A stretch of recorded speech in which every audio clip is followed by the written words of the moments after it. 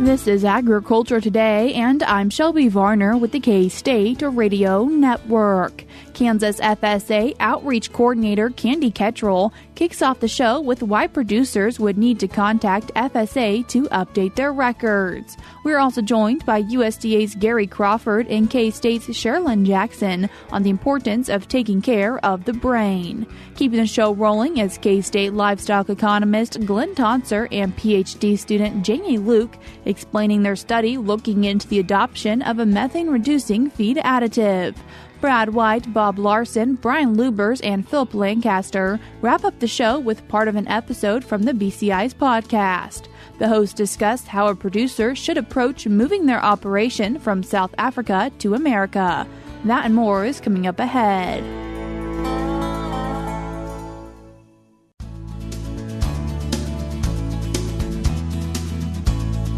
You're tuned in to Agriculture Today, and we start our Wednesday show hearing from Kansas Farm Service Agency Outreach Coordinator Candi Ketterel. Candi, thanks for joining us today. Thank you for having me.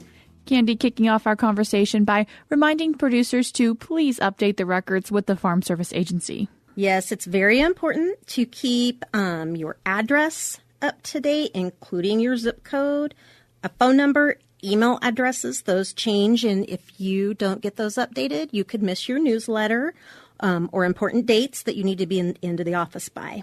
And what about if maybe they've added or subtracted things from their operation? Yes, you need to make sure all your farm records are up to date. If you have added land, taken land away, if you have formed a new trust or LLC, and I will say even if that trust does not have an EIN number, please go ahead and let your county office know that you have that change. And this is all really important when it comes to the CC 902 form? Yes. Your 902 form has to be updated and on file so that you can have any program payments. You will miss out on getting those timely if you do not have a 902 updated. If you have changed your entity to a different entity name or changed some members, it's very important to let the office know that you have those changes. And there's also the CC 941, and what's that, Candi? The CCC 941 Average Adjusted Gross Income Certification has to be filed every year. So also important for updating records when it comes to that form as well. It's the Kansas Farm Service Agency. If you don't have that updated for the year, you will not get maybe your ARC PLC payments if there are any for that year. There's several programs that do require that 941, so it's just good to go ahead and get it on file. And we're just wanting to remember all the reasons of why a producer would need to go in and talk with that Farm Service Agency employee. You may have shares that change on your contract. You might have a land lease. Maybe you leased it before. Now you're going to share it, or vice versa. You are on shares. Now you're going to cash lease it out. The size of the producer's farm could change if you add acres or take acres away. The structure of your farming operation, any change to member shares, even if those members all remain the same, but the shares change, that is important for us to know.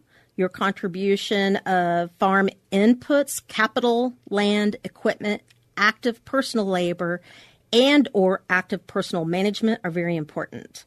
Farming interests that were not previously disclosed on the 902, including those interests of a spouse or minor child. And the certification, of course, of that average AGI is required annually, and that also affects your payments from NRCS. And can getting these filings done be different for different programs within the Farm Service Agency? It can be different. It's just good to have all of that done by the end of the fiscal year, because then we can go back and pick up any program that may have covered throughout the year. Candi, when is the end of the fiscal year for the Farm Service Agency? September 30th of each year ends the fiscal year, and October 1st begins the fiscal year. And then you have programs happening with the Farm Service Agency continuing to accept continuous CRP enrollment. Yes, the continuous CRP program is specific to certain CRP practices. In exchange for a yearly rental payment, farmers enroll into the program and they agree to remove environmentally sensitive land from ag production, and they will plant species that improve the environmental health and quality. program the goal is to reestablish valuable land cover to improve water quality, prevent soil erosion, and reduce the loss of wildlife habitat, which is very important because we have lost quite a bit of that habitat out there. How long are these contracts usually for? Continuous CRP contract can be anywhere from 10 to 15 years in length. And when a producer enrolls for continuous CRP, are they automatically accepted in, or is there a process for that? There is a process. Sometimes there's competitive bidding that can go on. Maybe if it goes in at $34 an acre and you want to make sure it gets in, you might offer it at $33 an acre. But it goes in, and then the national office will go in and they do the review of all of that and decide who gets accepted. And as always with the Farm Service Agency, wanting to remind our producers where they can find out more information. You can go to Farmers.gov, and of course you can always go in and talk to or call your local service center. Candi, I appreciate you taking the time to join us today. Thank you very much. And that was Kansas Farm Service Agency Outreach Coordinator Candi Ketterel. As always, you can find out more information about the Farm Service Agency by going to Farmers.gov, or you can also check in with your local service center. If you don't know where your closest local service center is, you can locate it by going on Farmers.gov. Before we cut to a break, we're now going to be joined by U.S. Department of Agriculture's Gary Crawford and Kansas State University Extension's Sharolyn Jackson as they talk about why it's important to take care of your brain. Yes, the median age of the U.S. population is increasing year by year by year. Back in 2011, the median age was 37 years of age. Today, at last count, it's up to a tad below 39 years. Also, what's the fastest growing segment of the U.S. population? It's the 85 and older group. And, of course, unfortunately, we know that as we get older, our ability to process and think is going to be a little bit diminished over time. But stick with us here. We might have some ways to help with that problem. On this edition of Agriculture USA, I'm Gary Crawford. Yes, age has a way of messing with our bodies, but also our minds. But there are a lot of things we can do to delay that as long as possible. That's Sharolyn Jackson. She's an extension health educator, Kansas State University. Here's an important fact to know about her. I support the pickleball movement completely. Okay, I'm very happy for you. But actually, this does come into play a little later in our story. Now, back to the issue of brain health. Sharolyn says it is true. Genetics and our family histories can play a role in things like Alzheimer's and dementia. But lifestyle is a much bigger contributor to these factors. And she says no matter how young or how old you are, the more physical activity in your lifestyle, the better off your brain's going to be. Studies confirm that over and over again. And Sharolyn says you don't have to be a runner or an athlete for physical activity to boost your brain. What you really have to think about is getting movement throughout your day, getting up and moving, if you can, even every 30 minutes. If you have a job where you sit a lot, at least stand, shake your arms and legs a little bit, move your body. But if you can move throughout your day, that's the place to start. And she says it does wonders for the brain.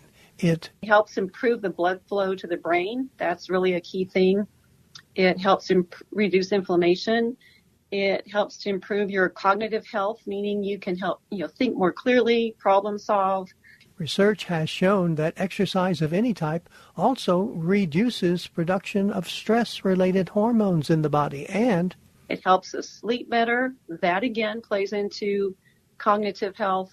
Yes, let's stop right there. Sharolyn says getting enough sleep, super important for good brain and body health and performance. Just in a nutshell, it's important for your heart and your other organs to function. And it allows the brain and your body to slow down and engage in that process of recovery and renewal. And that's what sleep does for us. It helps that recovery and renewal. And when you're under a lot of stress, also sleep is really important during those times. Unfortunately, doctors say most Americans don't get anywhere near the recommended 7 to 9 hours of sleep a night. So let's get back to exercise, though. We heard that exercising the body is good for the brain, but exercising the brain also very important. Learning new things, particularly as you age. And that brings us back around to... I really love the pickleball interest right now because activities like tennis and pickleball are things that not only help you move, get the movement, but your brain is engaged because of the strategy component that's involved with those activities. Now, if you are a bit too old for pickleball, as I am, Sharolyn says there are all kinds of ways to exercise the brain. There are puzzles to do, classes to attend, and... Even something as simple as when you go to work or to the grocery store, take a different route. Just change it up to where it's not the exact same thing every time. Finally, Sharolyn says a good, healthy diet, heavy on leafy green veggies, light on fat, has been shown to at least stave off things like Alzheimer's and dementia. Also, Sharolyn is not among the folks who are recommending cutting out red meat from the diet. But think about it in smaller portions, using it as a way to flavor your meals instead of being the real focus of it. So we've gone from having a steak that maybe covers half your plate to maybe you have a bowl with some grains, maybe some quinoa at the bottom, and you top it with a few slices of steak, maybe a few chickpeas or black beans, and then add lots of veggies and such to it. Something like that where it gives the flavor, but it's not the star of the meal. So those are Sharolyn Jackson's recommendations for a better, healthier body and brain. Now, does listening to Agriculture USA on this station help your brain? The science is still working on that one. This is Gary Crawford reporting for the U.S. Department of Agriculture in Washington. We're cutting to a short break now on Agriculture Today, but stick around because we'll be right back.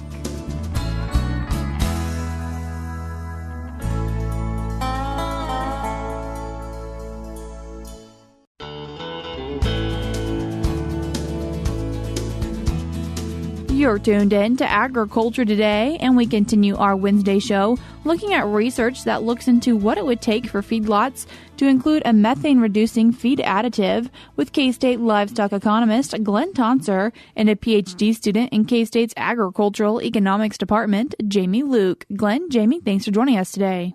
Thank you. Thanks for having us on. Jaime, can you tell us a little bit about why we care about this research and what this research is? So beef cattle are ruminant livestock, and in the rumen, there's an enzyme that creates methane as a byproduct, and ultimately that methane is exhaled into the atmosphere.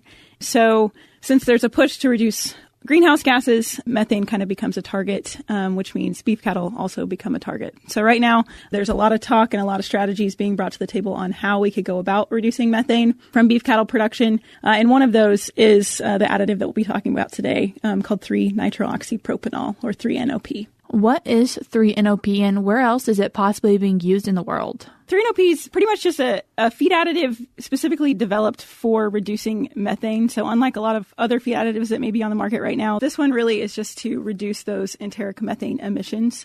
I'm not an animal scientist or a ruminant nutritionist, but essentially what happens is the feed additive travels to the rumen and shuts off the enzyme that would create the methane. And so studies have shown that it'll reduce methane by about 20%, although those studies do vary. Right now, it's not yet approved for use in the U.S. beef cattle space. However, it has been approved in a lot of the other major beef producing countries like Australia, Brazil, Canada, the European Union. So widely available around the world, but not yet here in the U.S. And Shelby, I'll jump in here. Jaime gave us a great overview here.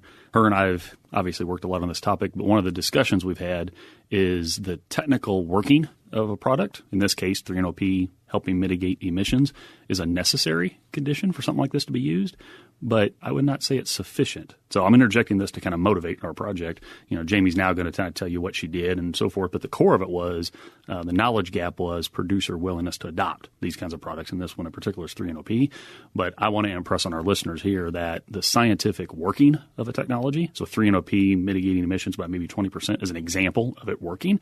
And that's a necessary step for something to have value here, but it's not sufficient. So the unanswered research question was, right, what would producer adoption be, right? What kind of incentives, what would the market environment have to look like and so forth to go from just a science working to having sufficient conditions maybe for us to see in the marketplace. How'd you get that reaction from what producers would be thinking, I'm willing to do this? So Dr. Tonsor and I developed a survey of U.S. feedlot producers, and the survey varied on a few different attributes. One being the cost of 3-NOP, so we don't yet know what this is going to cost on the U.S. market. Another being the incentive amount that was presented to producers, and then also the source of the incentive. So it could be that incentives could come in a demand-driven way through a premium from the processor, or potentially from the U.S. government, or in the form of some sort of policy structure like a subsidy to help pay for and incentivize producers to use it. So the survey was developed last fall and sent out through Feedlot Magazine, as well as different producer organizations in major feedlot states. And using that survey, we were able to kind of figure out where it was the average U.S. feedlot producer would be willing to adopt this additive. And as we're thinking about those feedlot producers, breaking them into two different size categories? Given the sample we had, we were able to break down the feedlots into small and large, and small being those that sold fewer than 2,000 head over the past year, large being those that sold more than 2,000 head. And from that, we were able to kind of tease out some different findings for how the two different groups reacted to the survey. So how did these different groups react to the survey? Both groups preferred a premium from the processor in order to incentivize the adoption of this additive as compared to that government subsidy. We also found that small producers would require a higher incentive, whether it be in the form of a premium or a government subsidy, to adopt the additive. That being said, that means that if there were to be an incentive in a marketplace, it may be that large producers are more willing to adopt this at a lower incentive level than small producers.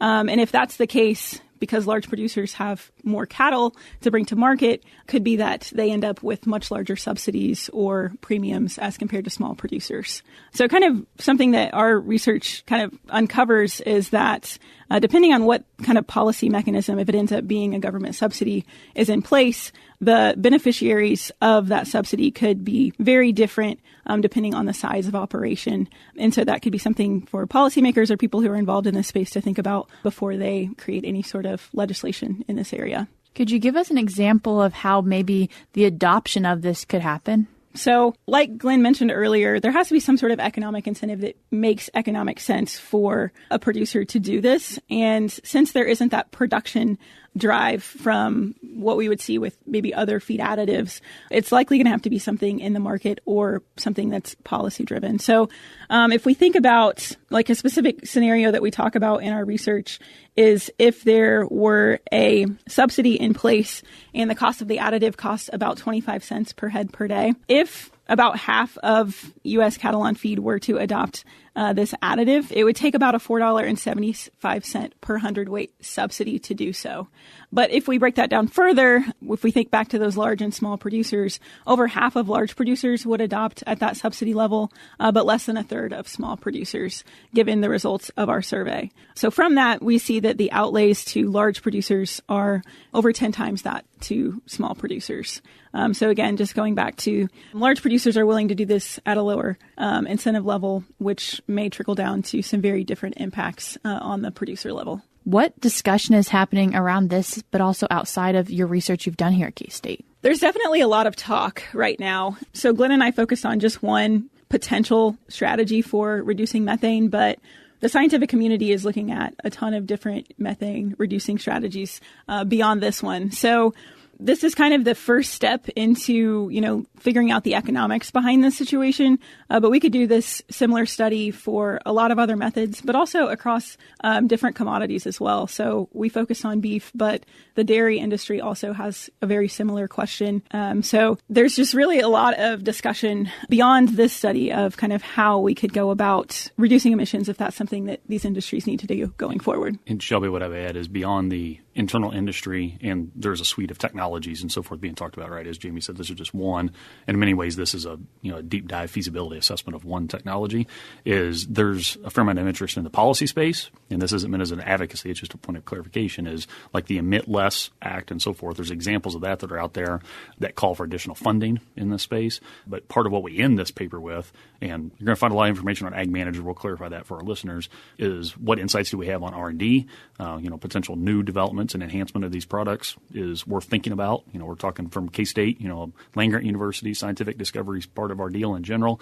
And I interject that because it's more than just today's technologies and today's discussions in the industry, but also what the tools might look like in the future. And we at least initiate that discussion a little bit here. As we wrap up our conversation, what are the key takeaways that you'd really like to share with Kansas producers? Kind of high level, what we find is that the potential adoption of this additive really varies by producer size, but then there are also other attributes that matter as well. But because we really tease out the size piece in this particular study, we find that the least expensive avenue to achieving that emissions reduction for the beef industry could result in outlays to large producers that are a lot larger than outlays to small producers, which, kind of begs the question of how do we implement this going forward if it is something that is pursued either by the industry or by policymakers. And then to kind of talk about Glynn's point on the R&D investment. So because this Emit Less Act that has recently been introduced into both the House and the Senate aims to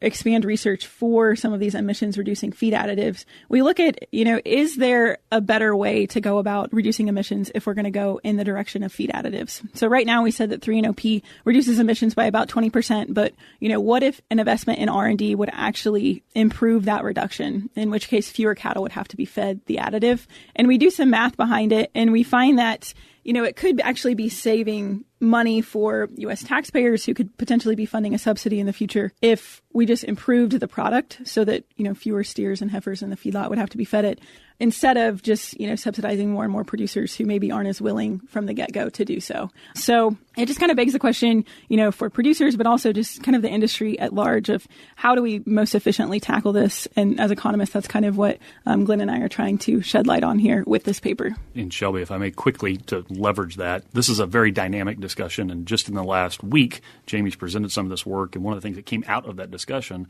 was not just what would be the potential impact on R&D investment to increase the efficacy, in this example, to go from a 20% to 30% mitigation, which would be great from a societal savings impact kind of perspective, but possibly a different theme on R&D would be what if the product was changed a little bit so it had production benefits in the feed yard? And the relevance of that is it can change the incentive for somebody to adopt. And we won't belabor that here, but it's very relevant for people to think about, and our listeners that are in this space will start thinking about that. But I interject that because this is a very dynamic area, and just in the last week, that's another theme that Jaime and I have talked about, and I'm sure we're not the only ones thinking about it. Those that work in this space, I hope they find value in these kind of studies. In many ways, it's an economic feasibility study to kick off the discussion. Everything that Jaime's outlined for you here is in a peer-reviewed journal article that will be linked within a fact sheet that you can find on AgManager.info. That was K-State livestock economist Glynn Tonsor and PhD student in K-State's Agricultural Economics Department, Jaime Luke. I will link this research in today's show notes on agtoday.net. We're cutting to a short break now on Agriculture Today, but stick around because we have more for you ahead.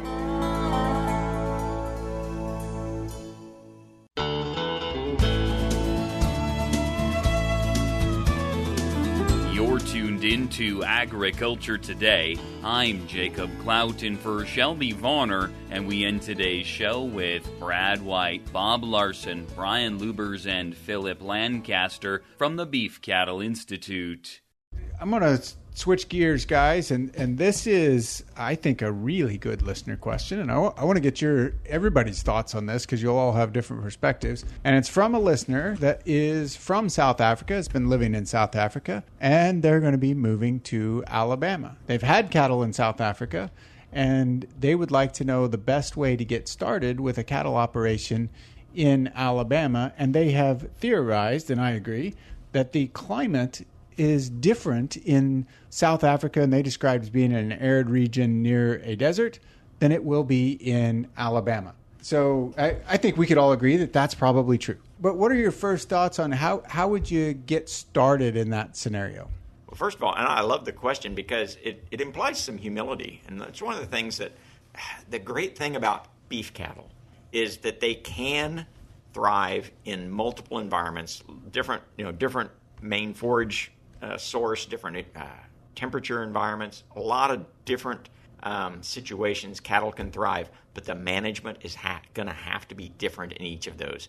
And as you know, I've been involved in the cattle industry my whole life. There's parts of the cattle industry, geographic parts of the United States that I have just spent so little time, I would not feel comfortable giving advice because the management is different for different geographic areas. So he's recognizing that it's going to be different. The management is going to be different as I move.